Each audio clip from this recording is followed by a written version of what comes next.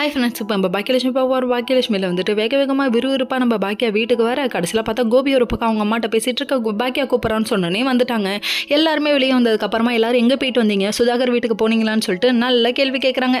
ஆமாம் போனோம், சும்மா பேசலான்னு சொல்லிட்டு போனோம், பிரச்சனை வேணான்னு சொல்ல போனோம். கடைசியில் பார்த்தா அவனுங்க வீணாக வம்பு கொடுத்தானுங்க, வாய் கொடுத்தாங்க, வாங்கி கட்டிக்கிட்டாங்கன்னு சொல்கிறாங்க.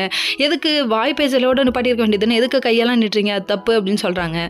அடிக்கக்கூடாதுப்பா யாரையும் அப்படின்னு சொல்லிட்டு இப்போலேருந்து அப்போ வரையும் நம்ம பாக்கியா சொல்கிறாங்க. அதை கேட்க மாட்டாங்க போல இவங்க. என் தங்கச்சியை டார்ச்சர் பண்ணால் சும்மா விட்டுறோம்னா இதுக்கெல்லாம் ஒரே வழி டைவர்ஸுங்குது.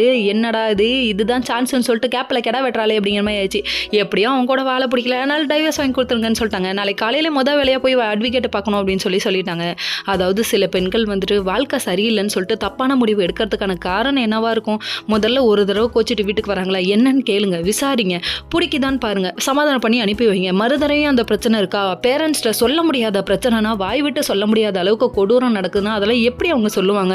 ஒரு தடவை நோ சொல்லிட்டாங்கன்னா நோனா நோ தான். அந்த லைஃப்குள்ளே ஏன் கஷ்டப்பட்டு திணிக்கிறீங்க? உங்களோட பொண்ணோட வாழ்க்கை போயிடக்கூடாது, உங்களுக்கு கடமை முடிச்சணுங்கிறதுக்காக நீங்கள் ஒரு பக்கத்து திணிக்கிறீங்க. அதனால் அவங்க விபரீத முடிவு எடுத்தால் யார் காரணம்னு நீங்கள் நினைக்கிறீங்க?